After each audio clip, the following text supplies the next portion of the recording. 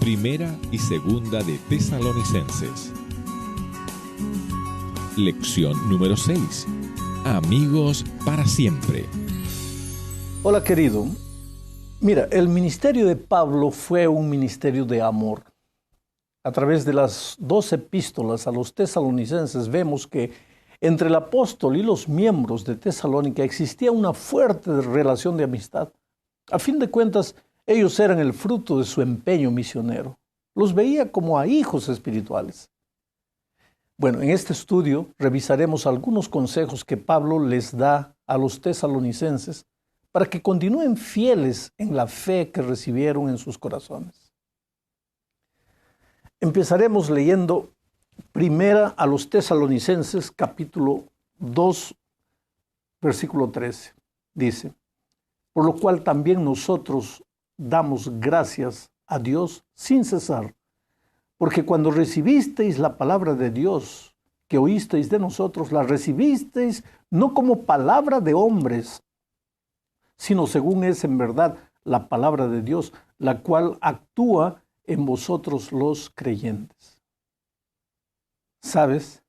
Los tesalonicenses habían recibido la palabra de Pablo como si fuese la propia palabra de Dios.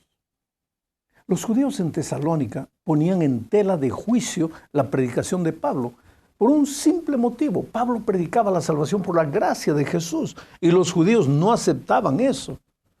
Pero los tesalonicenses, a pesar de la influencia de los judíos que no aceptaban a Cristo, los tesalonicenses recibieron el evangelio como si fuese la palabra de Dios y creían que Pablo predicaba la verdad. Esos tesalonicenses no recibieron la palabra del apóstol como si fuera una hueca filosofía humana. No se fijaron solo en el ministerio humano del apóstol, ni en los defectos que sin duda había en el temperamento de Pablo. Ellos se fijaron en la naturaleza divina del mensaje. Los enemigos querían destruir la fe de los tesalonicenses, pero estos creyentes nuevos estaban dispuestos a sufrir hasta persecución por Cristo, y así mostraban que su fe era auténtica, era genuina. ¿Sabes, querido? Los que reciben la palabra como si fuera la palabra del hombre, esos no perseveran. Los únicos que pueden llegar hasta el fin son los que reciben la palabra como es en verdad la palabra de Dios. Aquí también hay una advertencia para aquellos que reciben la palabra de Dios apenas como si fuese la palabra de los papás. Porque la religión de estas personas parece ser el fruto de la tradición y no de la convicción personal. Hay gente que es más fiel al papá, a la mamá, al abuelo, al bisabuelo, que a Cristo. Jesús habla una cosa, pero si el abuelo habla la otra cosa, me quedo con el abuelo. Y por más que nosotros debemos amar a nuestros padres, debemos amar a nuestros abuelos, a nuestros bisabuelos queridos, delante de la palabra de Dios, ¿qué puedes hacer? Hay que tomar una decisión. Los tesalonicenses recibieron la palabra de Pablo como la palabra de Dios. Pero esto no fue simple para ellos, porque esto les causó problemas. Ahora, siempre que te propones obedecer a Dios como su palabra lo ordena, vas a despertar oposición. Mira, por ejemplo, lo que dicen los versículos 14 al 16. Estamos en el capítulo 2 de Primera a los Tesalonicenses. Dice: vosotros, hermanos, vinisteis a ser imitadores de las iglesias de Dios en Cristo Jesús, que están en Judea, pues habéis padecido de los de vuestra propia nación las mismas cosas que ellas padecieron de los judíos. Estos mataron al Señor Jesús y a sus propios profetas, y a nosotros nos expulsaron. No agradan a Dios y se oponen a todos los hombres, impidiéndonos hablar a los gentiles para que éstos se salven. De esta manera colman siempre la medida de sus pecados, pues vino sobre ellos la ira hasta el extremo. Sin duda ninguna, la peor persecución es la persecución de los propios hermanos que no entienden las maravillas del Evangelio. Cuando los judíos crucificaron a Jesús, pensaban que le estaban haciendo un favor a Dios. Y sin embargo, la historia muestra que estaban completamente equivocados. ¿Podría yo estarme oponiendo al Evangelio sin percibirlo? Esa es una pregunta que solo yo puedo responder. Pero hay otro pensamiento más en el texto. La palabra de Dios tiene poder, ¿pero para quién? Mira la siguiente frase. Según es en verdad la palabra de Dios, la cual actúa en vosotros los creyentes. La palabra de Dios actúa. Este verbo actuar significa operar, transformar, realizar. Pero en la vida de ¿quiénes? De los que reciben la palabra. ¿Ya la recibiste tú? ¿Cómo pueden suceder los grandes milagros en tu vida? ¿Cómo Dios puede actuar en tu vida si todavía no aceptaste la palabra? Vamos ahora a la segunda parte de este estudio. Veremos aquí la profunda relación de amor y amistad que existía entre Pablo y los tesalonicenses. Veamos lo que dice primera a los tesalonicenses, capítulo 2, versículos 17 al 20. En cuanto a nosotros, hermanos, separados de vosotros por un poco de tiempo, de vista, pero no de corazón, deseábamos ardientemente ver vuestro rostro. Por eso quisimos ir a vosotros. Yo, Pablo, ciertamente una y otra vez, pero Satanás nos estorbó. Pues, ¿cuál es nuestra esperanza, gozo y corona de que me gloríe? ¿No lo sois vosotros delante de nuestro Señor Jesucristo en su venida? Vosotros sois nuestra gloria y gozo. ¿Sabes, querido? Lo que separa a las personas no es la distancia física, sino la distancia del alma. Pablo no veía más a sus hermanos, pero los recordaba siempre. Oraba por ellos, pensaba en ellos, los veía como la cosa más extraordinaria de su trabajo en Tesalónica. Bendita la obra que no se mide por construcciones, ni objetos, ni cosas, sino por corazones conquistados. Bendito el pastor cuyo empeño, cuyo trabajo no se limita a programas, promociones y agendas, sino al ser humano. Sabe, las cosas pasan, pero los recuerdos de vidas transformadas quedan grabados en los libros de la vida para siempre. Otro asunto que me impresiona en este texto es la siguiente expresión de Pablo. Por eso quisimos ir a vosotros, yo, Pablo, ciertamente, una y otra vez, pero Satanás nos estorbó. Es dramática la expresión. Satanás, de acuerdo con Pablo, es un personaje real y no una simple imaginación. El profesor Carlos Roberto Nogueira de la Universidad de San Pablo dice, el demonio sirve para hacernos creer que las víctimas de los infortunios no son culpables, sino que existe siempre un mal por detrás. Por otro lado, Renato Messan, uno de los psicoanalistas más famosos de América Latina, afirma que el exorcismo de la posesión demoníaca no es más que un mecanismo de defensa. La persona, dice él, quiere expulsar de sí mismo todo lo que considera peligroso y condenable. Y eso es lo que la gente le llama posesión demoníaca.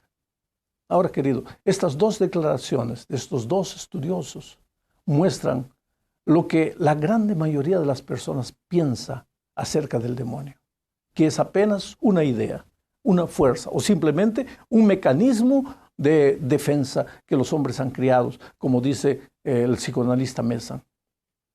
Pero Pablo afirma todo lo contrario.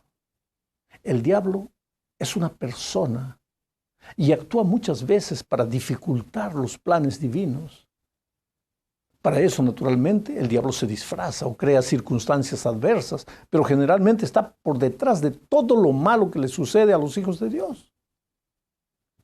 En aquellos días, sin duda, el demonio usó a los judíos para oponerse al mensaje de Pablo, para perseguir a los que aceptaban el Evangelio y también para dificultar el regreso de Pablo a Tesalónica. Pablo dice, el diablo se me puso, pero en realidad el diablo estaba usando personas que se oponían a la vuelta de Pablo a Tesalónica.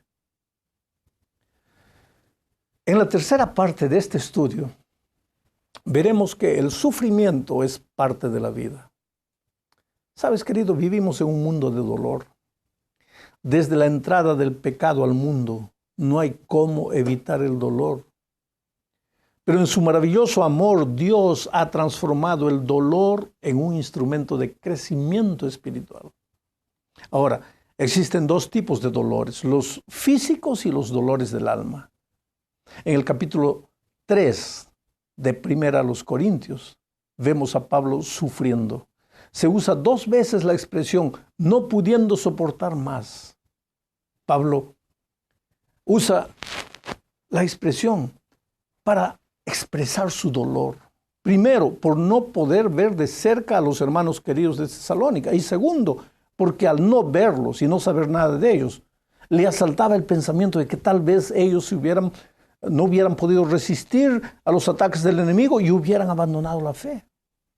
Entonces Pablo envía a Timoteo para llevarles ánimo y para obtener noticias. Timoteo en aquel tiempo era joven y sin embargo era un hombre de Dios. Nada impide que los jóvenes sean instrumentos poderosos en las manos de Dios. Ellos están llenos de vida, de sueños, y si son humildes, no hay límite para el trabajo que Dios puede hacer a través de ellos. Los pioneros de nuestra iglesia eran jóvenes. Y la profecía dice que en los tiempos del fin los jóvenes tendrán visiones y serán útiles para terminar la misión de Dios en la tierra. Pero hay algo más que debemos decir, y es que el sufrimiento será parte de la preparación del pueblo de Dios en el tiempo del fin. Mateo 24, a partir del versículo 9, lo profetiza. El Apocalipsis lo confirma. Pero aunque el sufrimiento es parte de la experiencia del pueblo del Señor en el tiempo previo a la segunda venida de Cristo, no nos debe asustar. ¿Sabes por qué? Porque en ningún momento Dios abandonará a su pueblo. De cierta manera, la iglesia en Tesalónica es una figura de la iglesia de Dios en el tiempo del fin. Su dolor será provocado por los que no entendieron el Evangelio, pero que están dentro de la iglesia. Se consideran religiosos. Y esta es una advertencia para ti y para mí. Los más grandes perseguidores saldrán de dentro del pueblo de Dios. Hoy día están a nuestro lado y no sabemos quiénes son. Pero a medida que el tiempo se aproxime y tengamos que tomar la decisión de permanecer firmes y obedientes a los principios eternos de la santa ley de Dios, nosotros veremos la oposición. Eso es profético. Bueno, Timoteo viajó a Tesalónica, visitó a los hermanos, vio personalmente cómo se encontraban ellos, observó las dificultades que enfrentaban y regresó a Pablo con el informe. La mayoría de las noticias que Timoteo trajo eran buenas. Los tesalonicenses no habían abandonado la fe. Aún en medio de las dificultades y de las presiones que los judíos les causaban, ellos continuaban fieles a los principios que habían conocido. Solo había un pequeño problema. El texto no lo dice, pero el contexto sí. Al leer los capítulos 4 y 5 de la primera epístola, nos damos cuenta de eso. La fe de los tesalonicenses era más teórica que práctica. En la teoría todo funcionaba de mil maravillas, pero muchos no vivían el evangelio teórico que conocían. No habían abandonado la iglesia, no, claro, estaban en la iglesia, asistían todos los sábados a la iglesia, participaban de las actividades, oían el sermón, pero parece que durante la semana se olvidaban de los principios que conocían. ¿Te parece conocida esta situación? Bueno, ¿qué hizo Pablo al recibir las noticias de Timoteo? Se arrodilló a orar. Primero agradeció a Dios. Pablo siempre oraba agradeciendo a Dios. Él agradecía hasta por las cosas tristes que sucedían. La situación espiritual de los tesalonicenses no era la situación ideal, pero estaban allí en la iglesia. ¿Había algunas cosas que corregir? Claro que sí, sin duda las había, pero ¿por qué no agradecer a Dios? Porque los cristianos de Tesalónica aún estaban en la iglesia. Claro, ese era un motivo de gratitud. Mientras estás en la iglesia, todavía hay oportunidad de que el evangelio te alcance, de que el Espíritu te sacuda y un día suceda en ti la experiencia del reavivamiento. Entonces, Pablo oró. Mira cómo lo registra la epístola en el versículo 10 del capítulo 2. Dice: orando de noche y de día con gran insistencia, para que veamos vuestro rostro y completemos lo que falta a vuestra fe. Mira, querido, no creo que la expresión orando de día y de noche sea apenas una frase bonita de Pablo. Esa era la descripción de su vida de ministro, una vida de oración. Solo eso puede explicar el éxito que Dios le daba en todo lo que él emprendía. Pero observa también la expresión, para que veamos vuestro rostro y completemos lo que falta a vuestra fe. ¿Por qué oraba Pablo de esa manera? Para volver a ver a sus hermanos. Y también para completar lo que faltaba a la fe de ellos. ¿Qué es lo que faltaba a esa fe? Hacer de la teoría y de la práctica una sola experiencia. ¿Y qué es lo que hizo Pablo? Mientras aún no iba a Tesalónica, escribió la primera carta para ellos. Eso es lo que estamos estudiando en esta serie. Advertencias, consejos de Pablo para un pueblo que estaba en la iglesia, pero que todavía le faltaba desarrollarse en la fe. La última parte de este estudio tiene que ver con la esperanza de la segunda venida de Cristo y su función formadora en la iglesia. Leamos primera a los Tesalonicenses capítulo 3, versos 12 y 13 dice: y el Señor os haga crecer y abundar en amor unos para con otros y para con todos, como también lo hacemos nosotros para con vosotros. Que Él afirme vuestros corazones, que os haga irreprochables en santidad delante de Dios nuestro Padre, en la venida de nuestro Señor Jesucristo con todos sus santos. El sueño de Dios es que cuando Jesús regrese, encuentre una iglesia gloriosa, santa y sin mancha. Pero Pablo enseña que uno de los instrumentos para formar a esa iglesia es la bendita esperanza de la venida de Cristo. La esperanza ayuda a crecer a la iglesia y la conserva firme y en santidad, dice Pablo. Te voy a contar una experiencia que tuve en Cuba la última vez que estuve allí. Tengo la costumbre de comprar libros usados en los países a donde voy. Generalmente son libros de literatura. Estando en Cuba, pedí a un mototaxista que me llevase a un lugar donde vendiesen libros usados. Y él me llevó, nos fuimos. Me comenzó a sacar de la Habana hacia la periferia. Yo me comencé inclusive a quedar asustado porque pensé en cualquier momento, este hombre me puede asaltar. Pero él me dijo, no, quédese tranquilo. Es que hay una anciana que vende libros usados aquí fuera de la ciudad. Y llegamos ahí. Era una anciana de cabello blanco. Mientras íbamos, él me contó la historia. Me dice, ella está loca, pero fue una gran escritora cubana. Pero en la época, hace muchos años atrás, cuando la revolución entró y muchos cubanos estaban queriendo salir del país, ella, me dijo, tenía un novio y el novio se fue a Miami y le dijo, mira, espérame que yo voy a volver y te voy a llevar para Miami. Y ella se quedó esperando. Ahora lo interesante, querido, es que los años pasaron. 5 años, 10 años, 15 años, 20 años, y el novio no volvía. Y ella comenzó a envejecer y el novio no volvía. Y ella comenzó a volverse loca. Se desequilibró emocional y mentalmente completamente. Y ahora vendía todos los libros de la biblioteca que ella tenía. Yo fui allí y comencé a mirar libros maravillosos, extraordinarios, y comencé a escoger. Me dijo, si quieres te vendo todo. Le dije, pero no necesito todo, no puedo llevar todo. Voy a llevar algunos libros, tal vez unos 10 libros. Ella me dice, mira, pero te vendo barato, llévatelos todos. Y si quieres te regalo, llévatelos todos. Porque ya me di cuenta que tú amas los libros, llévate los libros. Le dije, pero no. ¿Pero por qué usted se está deshaciendo de estos libros? Ahí ella me dijo algo que marcó mi corazón. Me dijo, es que mi novio viene. Mi novio ya ha demorado bastante, pero viene. Y no me puede encontrar con estos libros. Tiene que encontrarme de manos vacías, porque si no, ¿cómo me voy? Entonces, antes que mi novio llegue, tengo que vender todo. Por favor, llévate los libros. Yo salí con 10 libros en mis manos, pero con mi corazón doliendo. Allí estaba, esa mujer viva, pero con esperanza en su corazón. Mi novio viene. Me ha prometido que va a volver, me va a llevar. Y tengo que prepararme, tengo que estar lista para ir, tengo que vender todo, no puedo tener nada. La esperanza la mantuvo viva durante décadas. Ella está anciana, en cualquier momento va a morir, pero la esperanza la ayudó a llegar hasta aquí. A eso me refiero.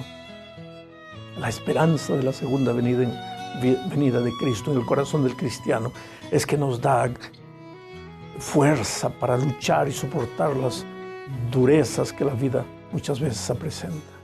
Que Dios te bendiga.